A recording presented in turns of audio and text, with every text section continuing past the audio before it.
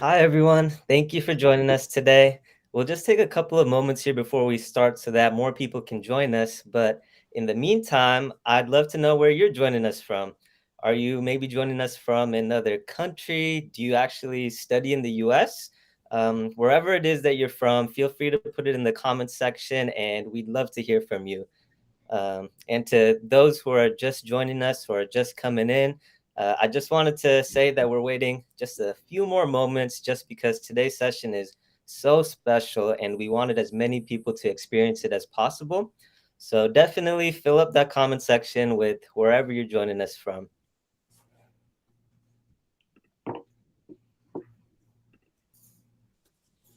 Well, getting into the session itself, today is day two of our new and exciting series that we're doing with TOEFL called My Dream, My Destination. Today's focus will be on understanding the US educational system with all the changes and challenges it's gone through over the past couple of years. We'll be joined by two people from Los Angeles City College, Darren and Jocelyn, and they each have a unique perspective to share about the experiences that they went through these trying times. But before we can get into that, I did want to mention that we will be having a Q&A at the very end of this session. So if you have any questions, feel free to put them in the chat, and either myself, one of our guests, or one of the TOEFL moderators overseeing the chat will get to answering those as soon as possible. Also, I did want to mention that you should stay tuned until the very end of this session because we will be providing you with a pretty significant TOEFL promo code for the TOEFL test registration fee. So definitely stay tuned for that. But with all of that being said, this first question is for you, Darren. So tell us a little bit about yourself, your story. I know you're currently the academic dean of academic affairs and international student programs at LACC. So, what first inspired you to pursue your current career in international education? Yeah, thanks again for having me here. I'm really excited to talk about this. It's a great topic, and yeah, as you mentioned, I'm the dean of academic affairs at Los Angeles City College, and really what got me, in this, I started out after college. I worked for it's called AmeriCorps. It's like a volunteer service in the United States, and I worked for something called City Year. And we did a lot of like leadership development, and from there I got into the Peace Corps, and I served in Peace Corps Chad, where I actually was teaching English. And so I was an English instructor. I also taught math and I did a lot of health stuff, but English was my primary focus. And it was really great. Not only was I teaching English, but I had to learn, how to speak French. And that's where I learned what's called the communicative approach to language acquisition. And it was really just a really great way to learn a language. And then after Chad, I went to Morocco where I worked in what's called like Darshababs. These are youth centers in Morocco.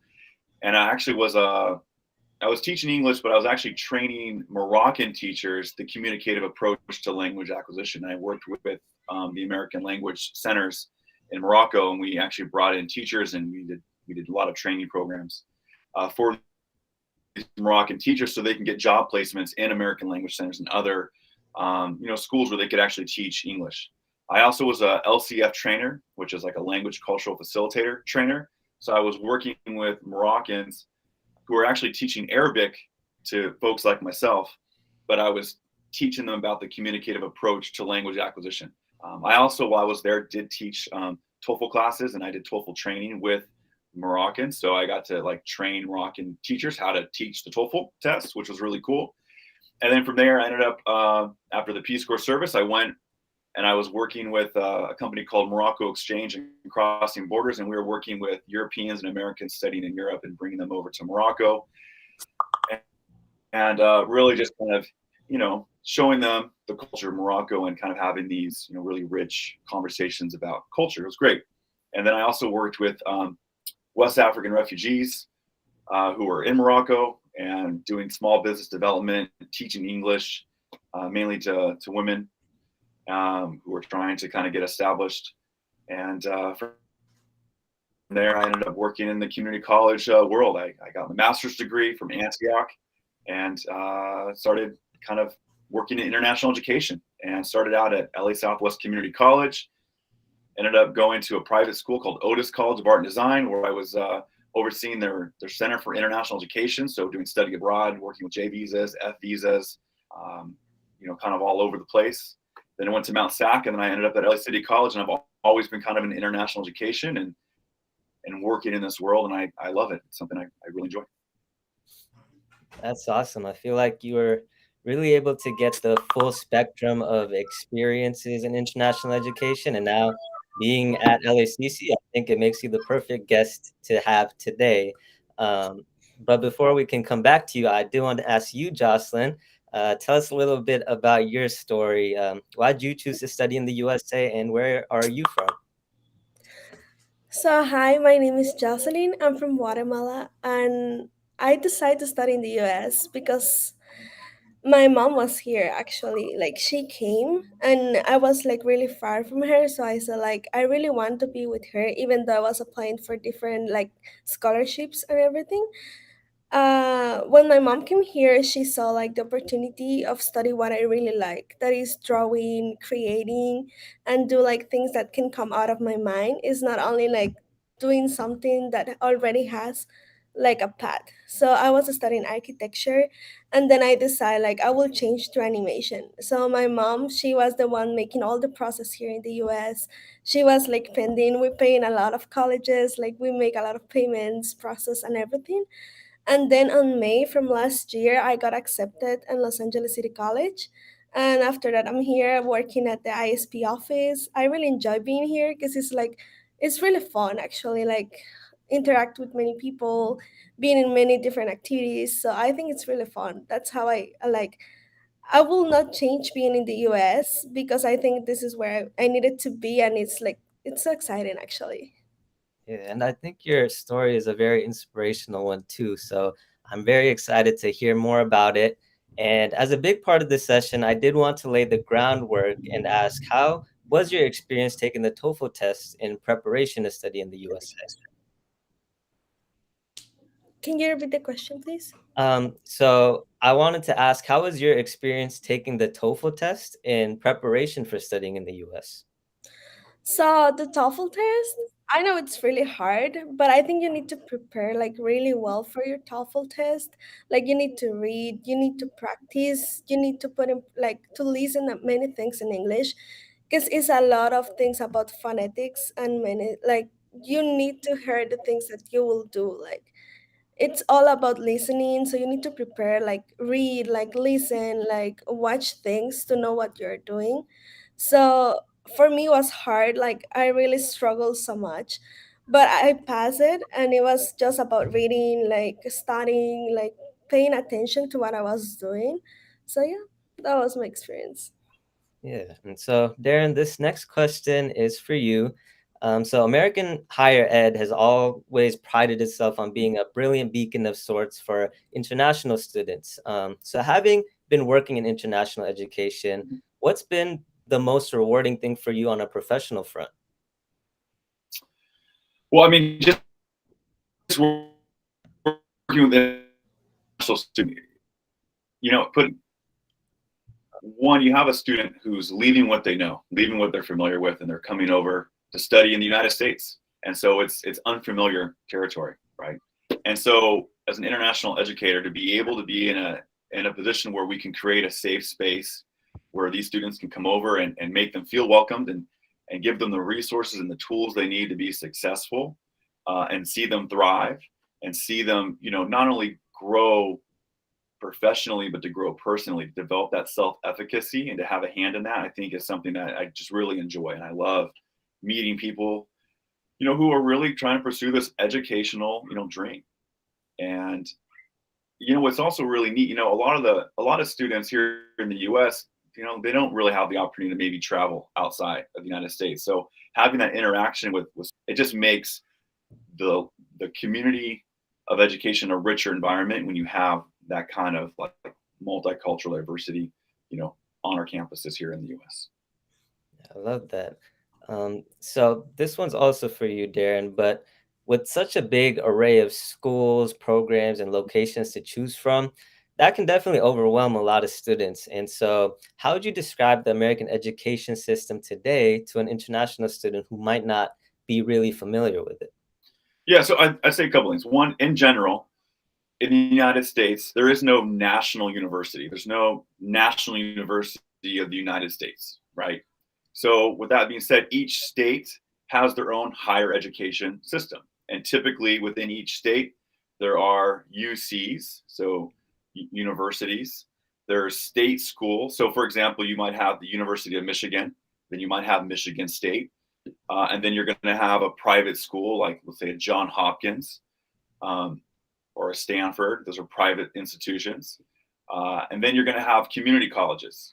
So you kind of have all of these levels of schooling all throughout the US. Typically, UCs, those are research-based institutions. So, a lot of students who maybe, aspire to get their PhD are going to go to a UC. Then you have the state schools, and those typically offer EDDs, master's degrees, your bachelor's degrees.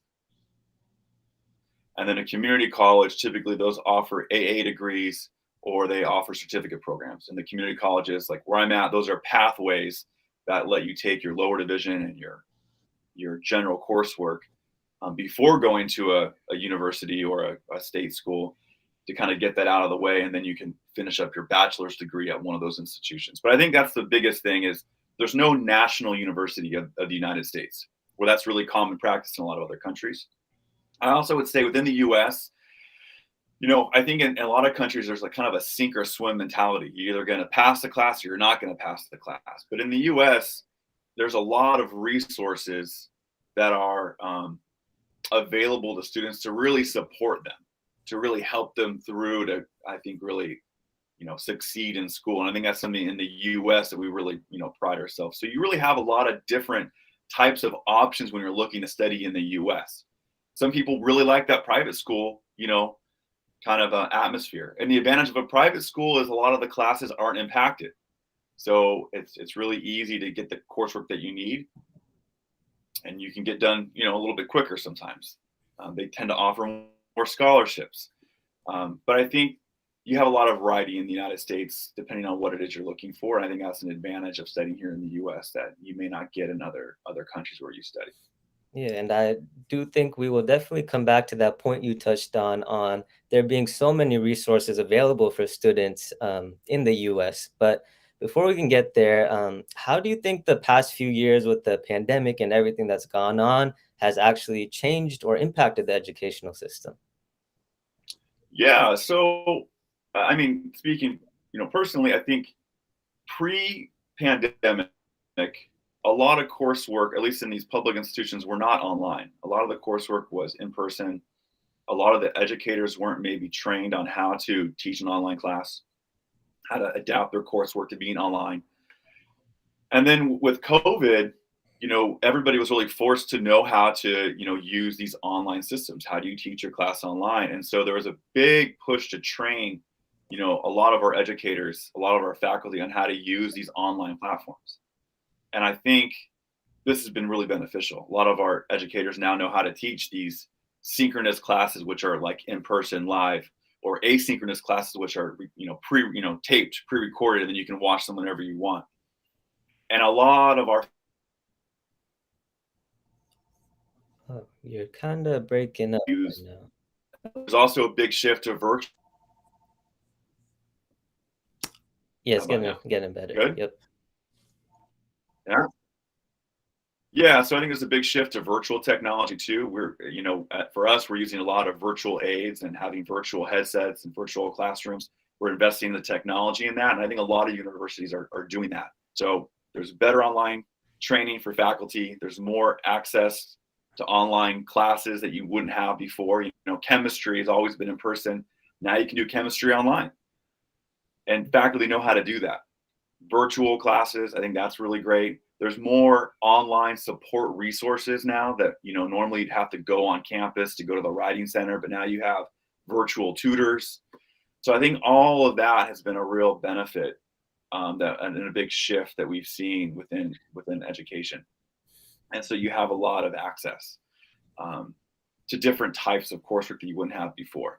And I'd add, too, you have a lot more hybrid classes too. So you have a lot of in-person but it also has an online component where you didn't see a lot of that before either, and I think you're seeing a lot more of that now. Yeah, I do think right now it compared to when it first started, it's definitely much more of an immersive digital experience. Yeah. So I think that's great. One last question before we go over to Jocelyn, but can you give a brief overview of the current application process and what's important for international students to know or prepare before applying? Well, let's say no matter where you're applying to, you have to be able to show English proficiency. Especially if you're coming from a country where English is not the official language. Typically, if you're coming from a country where English is the official language, that may not be the case. But having an English language test like a TOEFL, which is, I mean, it really is the best language test that you could take. It's accepted by everybody. So taking a test like that is important. You have to have English proficiency, especially when you go to the embassy to apply for your visa. Having a TOEFL test, having English proficiency, having proof of that is something that's expected. Then, of course, within that, there are different types of additional components you may need. So for us as a community college, it might be showing proof of education certificate.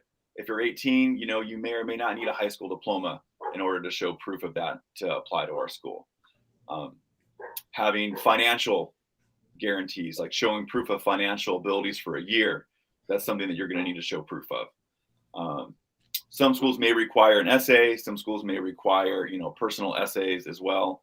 It really depends on where you're applying to. Again, within the UC system, the state system, the private school system, the community college system, everyone's going to have a little bit different of an application process. But the one common thing, you have to show proof of English proficiency, and having a TOEFL test, that's the best way, I think, to really prove that proficiency. It's definitely a very big one. So Jocelyn, we're finally getting to asking you this one, but was the US always your dream destination? And is the current version of it what you expected when you first decided to choose it as your dream destination?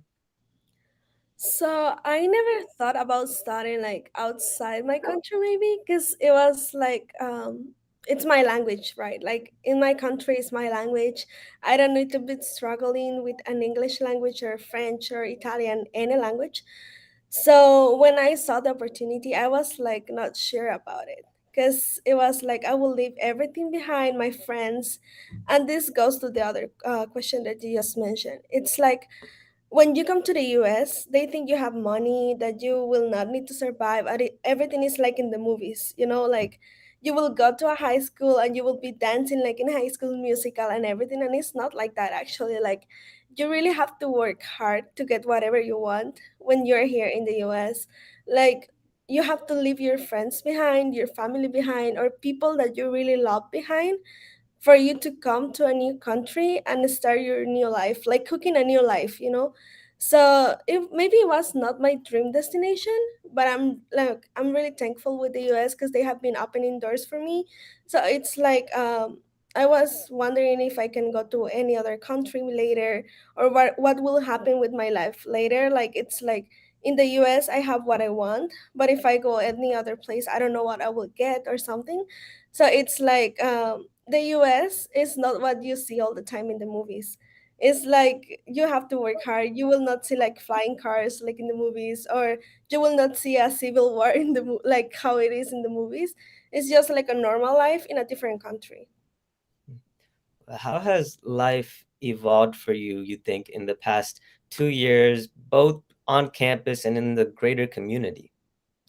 Well, I think I don't know, like one of those things will be like my English improve a lot. Like since the first time I think I talked to Darren, my English has improved a lot because I have been speaking with many people that doesn't speak my language. Like I have to adapt to people that doesn't speak Spanish, that they need help in English, and people that doesn't speak the English at all. But I need to try to understand those people. So I think like that's one of those things that has improved in my life. Maybe like the way I act now, like I'm more like grown up, if you want to say like that. Like I'm able to go to a bank and do things by myself, while in my country I was like I would go with my dad. So I think like many things have improved in my life, and yeah. Really love to hear that. So Darren, this one's back to you, but you worked in international education for, or at least with international students for nearly 2 decades now. So in your experience, what are some of the challenges you've seen students face, and how does LACC in particular help them overcome them? Well, and just in general, there are. I think what makes it difficult for a student to succeed in college in the U.S. university system, there are personal barriers, there are social barriers, there are economic barriers, and there are academic barriers that prevent students from maybe succeeding. The personal barriers could be just personal things that are happening in their own life or back at home that are affecting them. Social barriers, it could be difficult for a student to find ways to interact with other students, outside of their own group, perhaps. So they're having a hard time connecting socially. Um, Academic barriers, not really understanding the American higher education system because it is a different system in terms of how we educate. And then economic barriers, yeah, you might show proof of having the money to come study in the US for a year, but things happen back at home. You may not have that financial, lifeline that you thought you had. And how do you get a job? Do you have an on-campus job? Do you have to, find a way to work off campus through CPT? So those are all barriers that I think can have an impact on the student. Everyone thinks just academic, but it's more.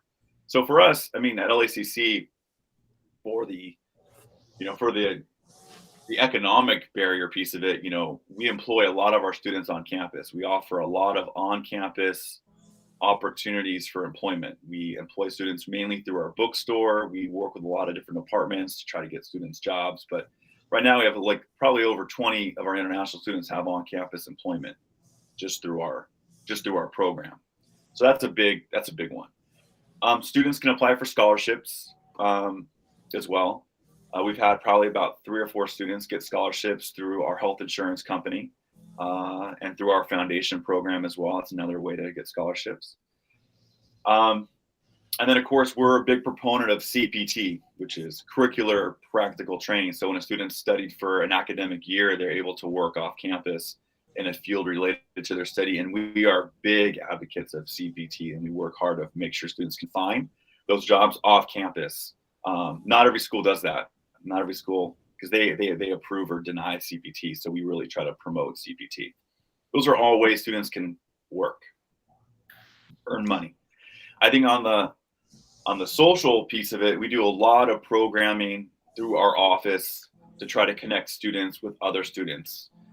We recently had like a art night where we had students come and pick up art packets, and then we did like this online art program where students could go online or be in our office, depends on what they felt comfortable with, and they did an art, painting project, and it was really cool. We've done some off-campus events. We're going to the Broad, which is a really great museum here in LA, here in a couple weeks. We've gone to the Hollywood sign, Hollywood Walk of Fame, Santa Monica Pier. I mean, all these events, these are things that we try to do a lot. And we do a lot of a mix of online or in-person events. So trying to, again, connect people socially to kind of, break that ice a little bit. We have a great home space too. So we try to have people come to our office and just hang out. I think on the personal side, we offer a lot of resources for mental health. Mental health may not be a big thing that people address in their home country, but here in the US, look, things happen and you may just need to talk to somebody. You're having a bad day. You want to just talk to someone, not in English. You want to talk to somebody in Spanish or French or Mandarin. Like you've been listening to somebody talk to you in English all day long. You're tired. Just want to talk to someone in your own language. And we have that resource through our health insurance provider where you can do a video chat with someone. They have like 75 different languages. And you can talk to someone in your own language just to kind of like talk about what's going on. That's huge, So we have those resources too. And we have that on our own campus as well. And then obviously, academic, like I said, we have a lot of resources, whether they're online tutoring services, in-person tutoring services, but all these resources are available for students. And again, we have a lot of staff that I think you can just talk to. So I think those are all ways that we help, students overcome these barriers so they can succeed. Yeah, I do think the best schools go above and beyond to help students where they need it. And I do think LACC has really been thoughtful and intentional in creating all these resources for students to take advantage of. So I think that really sets LACC apart from a lot of other schools. So in that same line, Jocelyn, what are some challenges that you faced and how did LACC help you overcome them, maybe through programs or resources that you were able to take advantage of? So I think one of the biggest one was the language. Like I started working here in the ISP office, and it was like people coming to ask me things, and I needed to improve my vocabulary, like taking words from my colleagues here, like learning from them, and also like a professor I was having from my art class. He was taking extra time for me to learn more English words. Like he was telling me like change this word for this word and this will help you better. Or you can do this better if you do this. So I think like LACC helped me in that way. Maybe like the professors saw when someone needs like the help, like they see when you need help in something, so they will go and try to help you. Also, another thing was maybe the job. Like when I came here, I was like really scared. I was like, I cannot do this, I cannot do that, my status, this and that. And then Darren told us about a job, so I was like, okay, I need a job because I need to pay my tuitions, I need to pay rent, I need to pay these, like many things that I have. So I was like, I will apply. So maybe getting a job was another like big help that I got from LACC. And like the friends I have got now, like when I came, I was like no friends, no people to talk with, no one from my country. Maybe I haven't found someone from my country, but I have friends that speak my language, or French from different countries that now they are hanging out with me or something like that. So I have made like a big group of friends now in a different country from different cultures, and I'm learning from those cultures. So yeah. I think that's really cool also that you're able to create these relationships with people like Darren. And so they're actually present in actually helping you through this process. Um, so before we shift gears here and start speaking of language, I wanted to mention to all our viewers that we will be having a Q&A at the end of this session. So definitely feel free to put whatever questions you have in the chat and we'll get to answering those as soon as possible. Also, a reminder that we will be having a promo code that we will be giving you for the TOEFL test registration fee. So definitely stay tuned for that. But with that being said, Darren, language is one of the biggest issues that international students face in their adjustment. So what do you do to support students to help them overcome those challenges? Yeah, so we have a couple different ways. So for us, we have a language academy at LACC. So a lot of students that maybe are intending to transfer or want to go to college, they'll come to our language program, especially if they maybe don't have the TOEFL test completed yet. They can come to our language program, and we actually have a TOEFL class. So we prepare students to take the TOEFL test, and then at the very end of the session, they'll have the opportunity to take the TOEFL. So I think that's been really helpful for a lot of our students, and I feel like the experience to be on a college campus, they're getting the experience to practice their English, and they're also getting the experience to take the TOEFL test. So like in the fall, we'll actually be having this, opportunity for students to either, practice the TOEFL online through our online TOEFL prep program or in person. So we'll have kind of a couple different options for students. And I think having that opportunity to practice for the TOEFL with someone who's trained on, how do you take the TOEFL test is super beneficial. In addition to that, once a student, makes their way, over to us, at least to LACC, there's a lot of different ways you can practice your English, whether it's going to, again, we have tutors, so you can go and practice your English through our tutors. We have language support courses that are, through our non-credit program that students can take.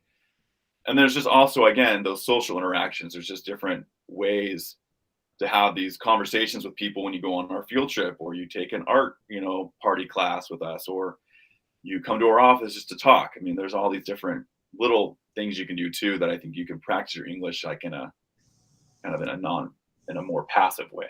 So there's just depending on what you're looking for. But I think having events and activities is one way. Having our language academy, having a true kind of test prep program available for students if that's what they're looking for, um, and then just creating opportunities to practice your language is important. And then obviously the support, the tutoring support.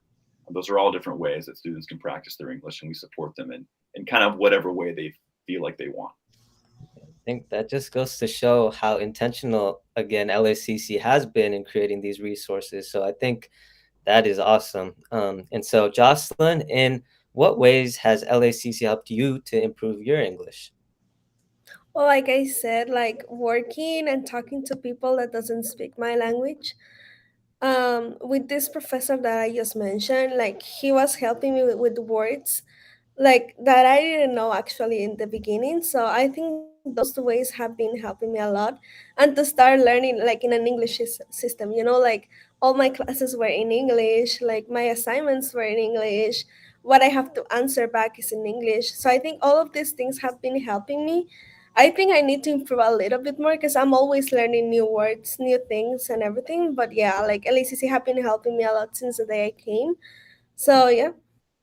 Yeah. So if a university doesn't have the resources or doesn't offer the assistance that you were able to receive at LACC, what advice would you give students from other universities or colleges to receive help on campus? So I think one of like the key things is like try to talk to people. Like people will never be mean when you ask like a double time. So just try to ask people two, three times. They will, of course, they will help you with what they're saying, or they will try to explain you. Watch movies, music in English. Like I think listening is one of the key things for us, like to start understanding. How I learned also was like translating like songs, movies and everything. So I think like the translation, it's one of the key things if you really don't have like the sources to start learning English. Yeah. Do think it's always cool to hear the unique ways that students use to learn English. And so I think that's definitely one of uh, the more fun ways. But to Darren, this next question's for you. So to be admitted into LACC as an international student, students have to take English proficiency tests like TOEFL. Mhm. So what are the IBT requirements at TOEFL or at LACC? And when you get student applications, how do they perform on average? Yeah, it's a 450 IBT score, I believe, for students coming in to take the TOEFL. And again, our students really perform well, that come in, especially the ones that take the TOEFL. I mean, again, the TOEFL it really is just the best test. It's we know if a student takes the TOEFL test and they have the score that we accept, they're going to do usually pretty well academically. And so I think for us, we've seen a lot of our students who've taken the TOEFL succeed and do really well. Again, I mentioned these other barriers, of course, and that's why we try to make sure that we support students through these other areas. But in terms of the academic side, and especially if they're doing like writing, specifically writing, but the general education courses that students have to take that aren't major specific, they do really well with those. And I think, you know, I don't know. I mean, Jocelyn can maybe speak to this too, because I know she took the TOEFL. But I would just point to Jocelyn. I first met Jocelyn in one of the classes that we were teaching. We have it's a college 40A class that our international students, take. And Jocelyn coming in, it was her first class, and she killed it. I mean, she was great. Sorry, see, I'm using my idioms here. This is the problem with English sometimes. I don't do idioms a lot. She was great. She was able to listen and she understood what we were saying. She created great presentations. She had her writing skills were amazing, and this was her first class. And she had the confidence, I felt like, to be in this class with us. And I don't know, I attribute that to the TOEFL test. Just it's a hard test. It's a hard test for a good reason. You're taking it and you're gonna do well on that test. You're gonna probably do well in college. It is, in a lot of ways, a barometer. It really prepares you to succeed once you actually come here. So how often do you see students working to further their skills in the language academy? Yeah, well, I mean, for us, you have two types of students, really. You have the students who've maybe already done the TOEFL, and so they're applying right to LACC. So again, for us, for our application process, you know, as long as you're 18 or older, you don't need a high school diploma to attend, because that's just a rule in California. If you're 18 or older, as a U.S. citizen, you don't need a high school diploma to come to a community college. So we don't require that of our international students. You just need to have the TOEFL test, you know, that language proficiency, you know, component piece dialed in, you know, proof of some educational like completion, and then your financial piece. But then there's other students who just want to come to the language academy and they maybe haven't done the TOEFL yet. And so they come to the language academy because they want to be prepared to take the TOEFL test, and they want to get, you know, they want to have that college experience and feel like they're ready to go into college first. And so you kind of have these two sets of students. And I think that's a really great avenue for students who maybe aren't ready to take the TOEFL test yet, but they want to prepare for it, and they want to be in the US while they prepare for it. Or again, we offer online TOEFL training. So if they're not in the US, they can still do the TOEFL class with us online, but they want to have a US teacher who's kind of, you know, giving them that US college experience. Again, a lot of classes are online anyway, so this is a great opportunity to kind of feel what it's like to take an online class and get the TOEFL test training that you need. And then they could apply anywhere they want to, you know, once they've taken the TOEFL, you know, test with us. So I think for us, I feel really confident in the training we can give our students. And I just add, a student who maybe is with us at the college that wants to take additional like language courses, they can through our ESL classes that we offer through our non-credit ESL program or credit ESL program. So there's a lot of different ways you can kind of continue that language training formally once you're a student, you know, with us. Yeah. So Jocelyn, I know we kind of touched on this a little earlier, but what are some of your best study tips that you can give international students for learning English? So my tips will be like, don't watch TV in your language. Watch it in English, because that will help you a lot. Listen to a lot of English music, like try to talk to people, like read a lot, listen a lot. Those are the tips that I will give you, because reading will give you a big vocabulary. Like listening will help your ear to adapt to the English. So I think those will be like my tips for you to start learning English. It will be like listening, reading, and I don't know, like try to talk. Try to talk to yourself actually. Like I used to talk in the mirror in English like if I was a famous person. So I think that helps me a lot, like with my, I don't know, my conversations or something. Yeah. And hearing Darren say how great you were when you first started taking the English classes, I think it just goes to show that these tips, they really do work. And so, Darren, coming back to you, you've been working in an international education for, I want to say, 13 years now. So in that time, what's an inspiring story that you can share about a student's journey where they had to overcome some challenge? Here's a cool story. I was living in Morocco. I was working there in a Darshabab. I had a student who was just trying to learn English, and this gentleman came every day, practicing English after school, practicing, and eventually became really good and wanted to actually create like an English club class and wanted to teach students how to speak English. So we let him come to like a lot of the trainings that I spoke about previously. You know, we were doing these trainings for Moroccans who wanted to become teachers, and he started to come. And he became kind of like an English teacher. Then he became, through the Peace Corps, he became a language cultural facilitator. And he was starting to teach Americans like myself how to speak Arabic. So he learned the communicative approach to language acquisition. He started to teach, and his English became really great. Then he applied to a program through the U.S. Embassy to go and study at Montana State University for like, it was for, I believe it was for like a summer program. So he went there, practiced his English some more, came back. Then he ended up going to Washington to school in Seattle, community college, and he ended up studying there. Then he became a student worker, and now he is here in the U.S. He finished his bachelor's degree. I actually recently saw him in Long Beach, maybe just before the pandemic started. And so it was really great to like see him, where he started. I think I met him when he was like 17 years old.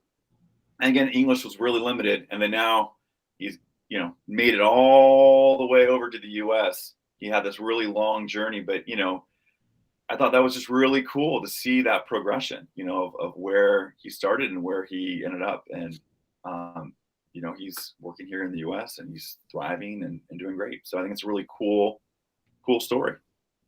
Yeah, I think that's definitely a very like realistic scenario where like you just work a little bit every day and eventually after a long time it'll all come together and someone like you will look at them and say, wow, like look how far you've come. So I think that is very empowering.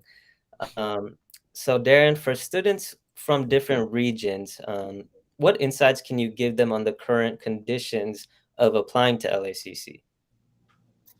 Different regions. Well, I know just in terms of like where you live right now, your embassy or your consulate. Again, the embassy is always in the capital city, and a consulate is in kind of like a sub city. So, for example, the U.S. embassy is in Mexico City, but you'd go to the U.S. consulate in Tijuana, which is in Mexico also.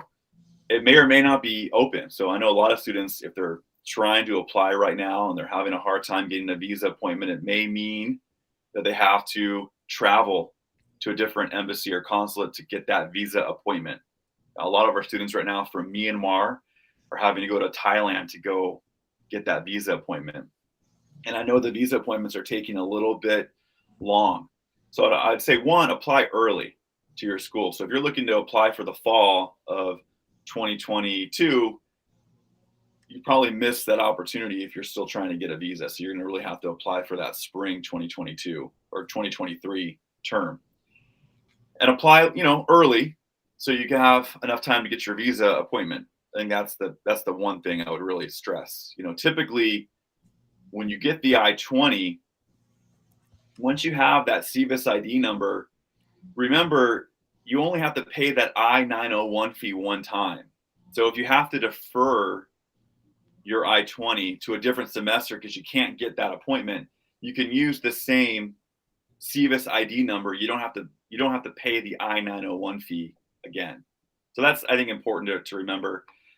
And then of course too, a lot of times students ask, well, I can't get my visa or I got denied. I think what's really important, and talking to a lot of my friends who are consular officers that issue the visas, you really have to show that you have a tie, in your home country to return. And a lot of times students maybe wait to be asked that question, but they're not going to ask you that question. You just have to kind of front load that. So I think really making sure that you're showing the consular officer and talking about, look, I want to go study in the USA, and then I want to go back home because I have my family here, and I have a job waiting for me, but I need this training to come back. You have to really demonstrate that. And what I hear a lot of times, if you don't demonstrate that, you're going to have a really maybe hard time getting that visa. So I think those are just some easy tips and tricks and things to think about when you're applying. I don't know if I answered that question the way you intended it, but I think regionally, you really got to know, is your embassy or consulate open? Do you need to travel somewhere else to get that visa appointment? And then apply it with enough time. It takes about a month usually to get a visa appointment, but right now, depending on where you're at, it could take a lot longer. Vietnam is taking a long time because students are having to travel over there from other countries. That's what I would say. No, that was exactly what I was looking for. And I think for the students from those regions, that's definitely very useful advice. And so speaking on tips, now that we are nearing the end of our planned questions, I just have one last question for the both of you, which is, can you each give 2 or 3 tips that you would give international students who would like to study in the USA? I'll go first. I'll let Jocelyn kind of build it. I just want to echo one thing. So I had to learn how to speak French, and I had to learn how to speak Moroccan Arabic. And everything Jocelyn said about listening to music, watching shows, talking with people, practicing, little things, talking in the mirror. Oh my gosh, all of that is so true. And I think those are easy little things you can do to prepare for the TOEFL test. And I really, again, want to stress it really is a well-rounded test. And I think if you take those little steps to practice that, you'll be in good shape. And then taking a test, it takes practice too. You have to learn how to take a test. So if you can take a TOEFL class that prepares you how to take the test, because you have to know the format, you have to know what it feels like to get in there and take the test. That will be really beneficial to you. So I think there's that piece. So that's one tip. I think as you're preparing, just practice that. I think once you're over in the US, understanding that there are different layers of cultural nuances you're going to experience. You're not only having to understand US culture, but if you're in California, you have to understand California culture, and then Los Angeles culture, and then our university culture, right? There are different layers like an onion that you're going to peel off. And all of these experiences you're going to have, it's going to uncover things in your junk drawer that you didn't know were in there. Everyone has a junk drawer, a drawer filled with stuff. And you pull things out and you're like, oh, I didn't know those playing cards were in there. But all these experiences are going to uncover things that maybe you didn't know were there, and you're going to react to that. And it might not be a positive reaction. And so again, knowing the resources available to help you through what you're experiencing and feeling are really key. That's why I love the USA and this system that we have, because we really support the student and we don't just have a sink or swim mentality. There are all these other things that we want to make sure we can help nurture. So I think that's another tip. And I think the third tip that I just, say is, it's hard. And if you're coming over to think it's going to be really easy, the US education system, it's a different system. It's not one based off of rote memorization. It's not one based off of a didactic way of learning where I'm just going to talk, and you listen. It is team-based education. It is we're asking you to collaborate with others, and we're asking you to be a participant in your education, right? And you have to really understand that, I think, coming in here. One pitfall students have, I'll just say this, is plagiarism. This is a big problem. And people think plagiarism is just, oh, well, I'm going to copy what I'm seeing here from someone else. I'm going to write it down. But there's this other side of plagiarism, this idea of literally stealing a thought, right? And you're seeing an idea, and then you're rewriting that idea and taking it as if it's your own idea. That's plagiarism. And I think a lot of students have a hard time with that. And so I think learning how to do your research, how to take an information, but making sure that it's your own idea, that's something that you have to really, I think, learn how to do, especially when you're in this US-based system. That students have a hard time, and not just international. I mean, a lot of our students, have that issue, but learning that, I think, is really important too. So I think those are the three things I would just, put out there for a student. Great advice. Jocelyn, what tips would you give? So I think it will be like, try to adapt to the language. Try to, like, don't refuse to learn a language, because you will be in a place where your language is not the main thing. So try to adapt to that language. like how Darren was saying, like try to adapt to a culture because it's a new culture. Of course, like you will see, it depends also, but in the US especially, you will see like many cultures in one culture. You know, like Korean culture, Indian culture, Hispanic culture. It's a mix of cultures that all together become one culture. You know, so you have to adapt to those things. Like learn that it's not only your culture, the one that is being here, but it's only many other cultures that you have to respect. That you have to learn how to see them and how to respect those cultures. I think that will be like my second tip. And the third one, it will be like just give it a try. Like if you never try to apply for a college or for something in the US, you will never know if you will be able to be studying in the US. I know for some people it's like the dream to study in the US, but they never try. So they have to give it a try for them to know if they will be able to do it. Well, with that, I just want to say thank you both for all of your great answers. We'll end the regular questions, and now we'll be moving on to the Q&A session. But before we do that, I do want to mention to just look in the chat because we will provide you with a promo code for the TOEFL test registration fee.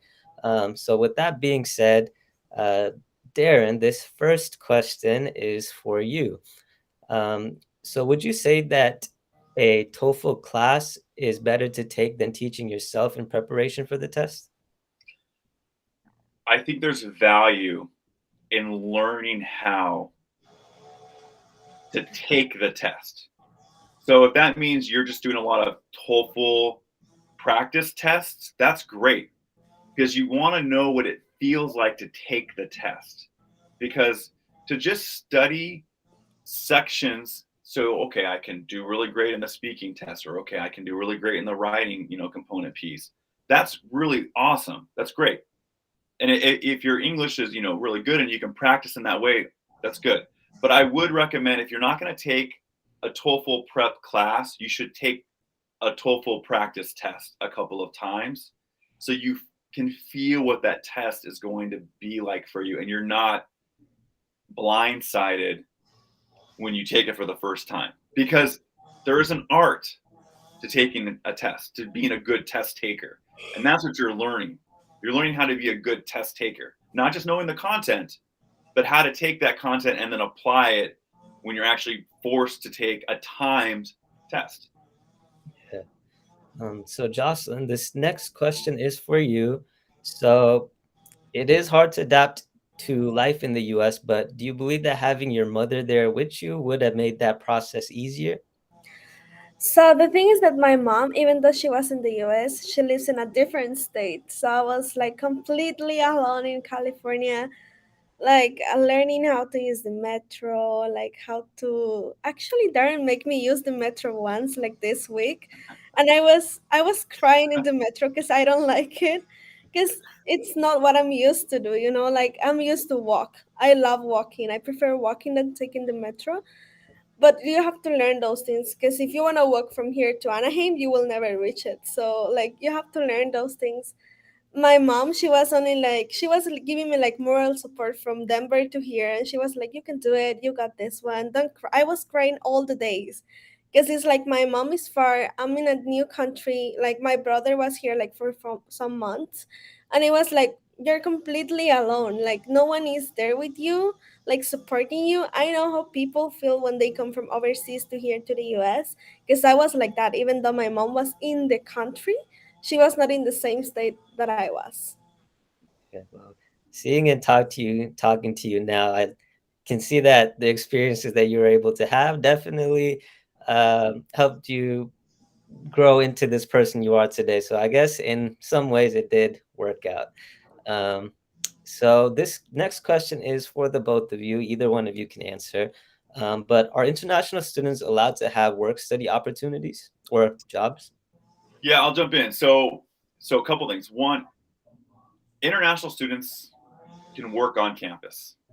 Typically, it's 20 hours or less. Each campus may have a different rule to that, but there's nothing that would not allow an international student from being able to work on campus. So that's that. Then, if if you've studied in the United States for one academic year, so that means studying at a college or a university, for one academic year, you are eligible for what's called curricular practical training. That means that you are getting an off-campus job related to your field of study. And typically you are offered a job first, then you get approval from your department chair or advisor, and then your campus's international program would approve the application and issue you what's called a CPT I-20. You have to do that each semester because you can only do, typically we promote part-time CPT, which is 20 hours or less, which occurs in the fall or the spring. And that's important. You renew that every semester. And then in the summer, you can do more than 20 hours. You can actually work 40 hours. But that's important because you don't want the CPT time to take away from your OPT, which is optional practical training, which a lot of students use when you finish your program. That's called post-OPT. And then that way you won't take away from your OPT time if you do the part-time CPT. And CPT is free. You don't have to pay to apply for that. But again, not every school uses or lets students do the CPT because it is up to the institution if they want to allow a student to utilize that. But for us at LACC, CPT is really important, we feel, to the students, especially if they're wanting to have that practical experience where they can work in a field related to their major. And that's why, too, if you're picking a major, anyone out there listening, when you're picking your major, the more broad of a major you have, the easier it is to find a job off campus. If you have a really specific, like I'm a radiologist, I'm studying radiology, then you're going to be really, you have to get a job within radiology, right? But if it's business, very vague. So you have a little bit more, wiggle room of what that CPT looks like. I don't know if you want to add anything, Jocelyn, to that. No, I really don't want to add anything. Like Darren says, like students are allowed to work. I'm a student worker actually, so yeah. Yeah, and I do think with the CPT and OPT, not every student knows about those opportunities. So I definitely recommend reading up on those. StudyUSA.com is a great resource. So definitely go and look at articles about that. So Darren, this next question is for you. Do you offer scholarships at LACC? Yeah, so through our foundation program, so we have a foundation. A foundation is typically money that's collected from past alumni. So for us, we have a really strong foundation. So we have a lot of money in our foundation, and they give a lot of scholarships out. Some notable alumni that have come to LACC: Morgan Freeman is an alumni from LACC. Alan Arkin is from LACC. If you've seen Star Wars, Luke Skywalker is an alumni from LACC. That's Mark Hamill. All of them are big donors to our school, so we offer a lot of scholarships. Our music program, one thing, if you're a music major out there, for our music program, we offer free tutoring services, music lessons, which usually you pay for if you go to other music schools. And we have a lot of scholarships for our music majors as well. In-state tuition for music majors that are international, all those things. So yes, we offer scholarships. We have a lot of them available. They're usually small. You apply each semester. But I think the biggest and best scholarship we can offer you is a chance to work on campus. I mean, that's the best scholarship you can have. You can work and you have that income coming in. And like I said, we've about 22 students right now that are international working on our campus. So that's pretty good, I think. Yeah, being able to get that experience and also get that income, I think it is a 2-in-1. So that's a great opportunity. I also do want to mention, before we answer the last couple of questions, if we haven't been able to answer your question yet, we will get to answering those when we post today's video recording to each of our channels. So if you haven't had your question answered yet, don't worry, we will get to that eventually. So this next question can be either one of you, but how can you pass or a student pass TOEFL successfully? So Jocelyn, do you want to go first and I'll dovetail? Yeah, sure. So I think one of okay, so let me formulate my answer. So it will be like you have to really study hard for you to pass the TOEFL test. Like if you take it easy, you don't study, you don't practice for this test, of course you will not pass it successfully. So I think you will have to study, put your effort into it, so you will be able to pass it. That will be my tip actually. Darren? Yeah. So again, for us, like I said, we we're offering we have a language academy for us, so students can come study that way. We do offer, like I said, an online TOEFL class. It's 12 weeks, and it's nice because students who are overseas can participate in it, and they'll be taking the class with other students in our actual program in our class, and so they can do that TOEFL prep kind of intermingled, um, which is great. And if you're interested in that, that's a 12-week program. You can visit us on the Study USA website, and you can see LACC there, and you can apply for that, or just email me directly and let me know. But I think that's a really great way to study. Or if not through us, I would recommend taking the TOEFL test. Do a practice test any way you can. I mean, you really want to feel comfortable taking that TOEFL test. So I think that's something that I would really stress to you, as you're kind of preparing to take that TOEFL. Practice the test. Feel really good about the test and what it feels like to be in a testing environment. And you can do that for free. There's a lot of ways to practice the TOEFL test. So that's what I would recommend. Yeah, so Darren, this next question is from an Afghan student who wants to study in the US. They're asking how they can join. Yeah, again, I think if you're a student looking to study in the USA, obviously, if you're looking to study at the college level, you need to show proof of English proficiency. So take the TOEFL test. You're going to need to show proof of financial ability. So each school varies in price. Typically, private schools cost a little bit more money, but they also offer a lot more scholarship opportunities. So that's something to look into. They have more money for scholarships typically. But usually private schools cost the most. UCs typically cost the next most. Then state schools cost the next most, and then community colleges are usually the cheapest. So to put that in perspective, for a student coming to LACC, you need to show proof of about $22,000. That's your living expenses. That's the tuition cost that you have to show proof of for an academic year. If you go to like a state school like Cal State LA, that's about I think you got to show about $40,000. If you go to like a school like UCLA, that's about $65,000 you have to show proof of, and then USC is like I think $85,000.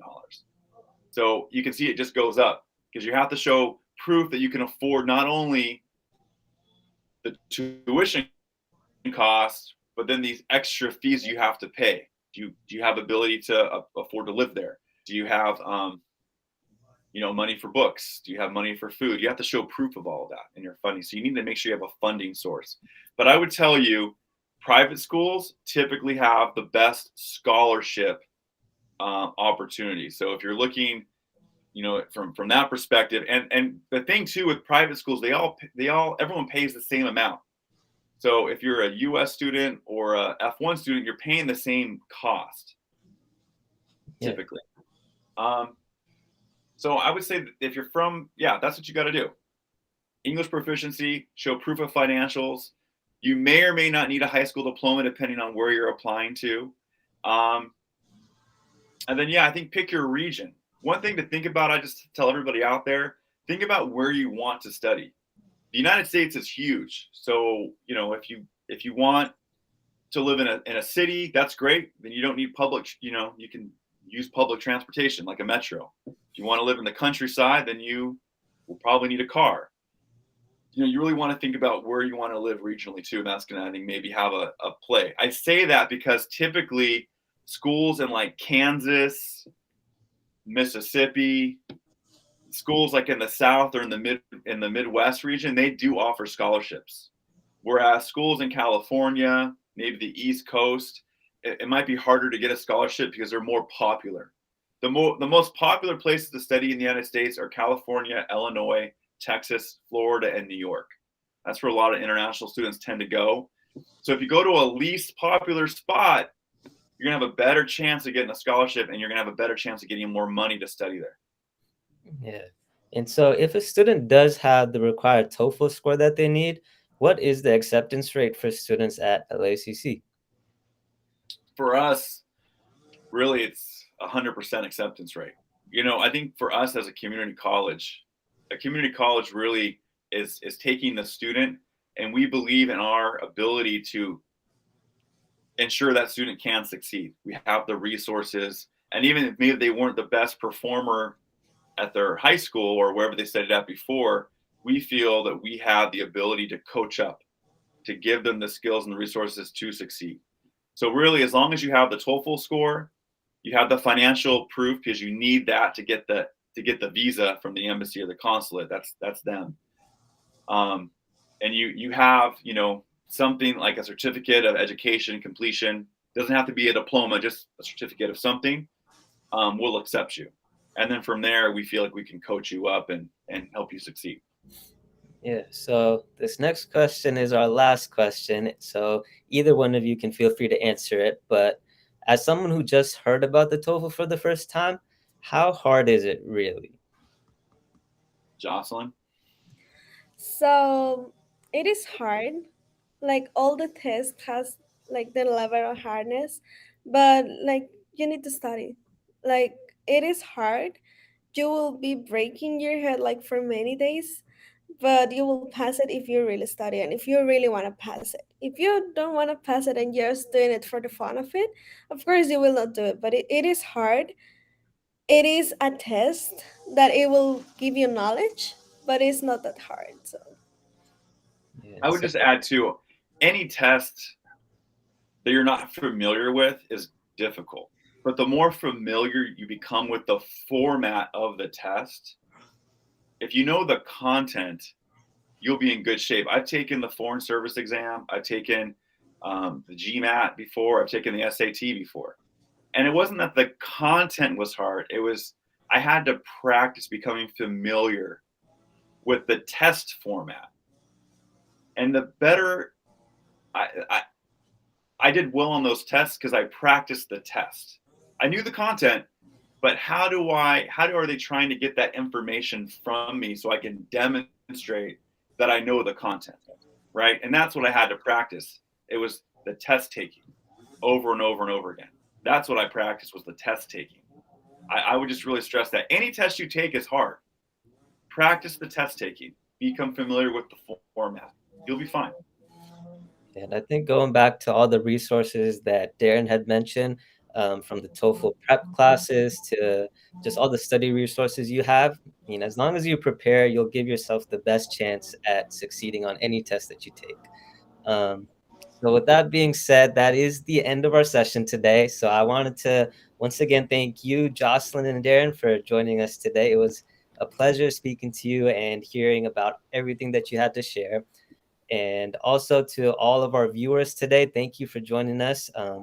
We hope that you were able to get something valuable from today's session. And if you had any questions that were unanswered, we will get to answering those once we upload our recording. So once again, I just hope you all have an amazing day. thank you for inviting us. Thank I you really so enjoy much. it. I'll see ya. See ya.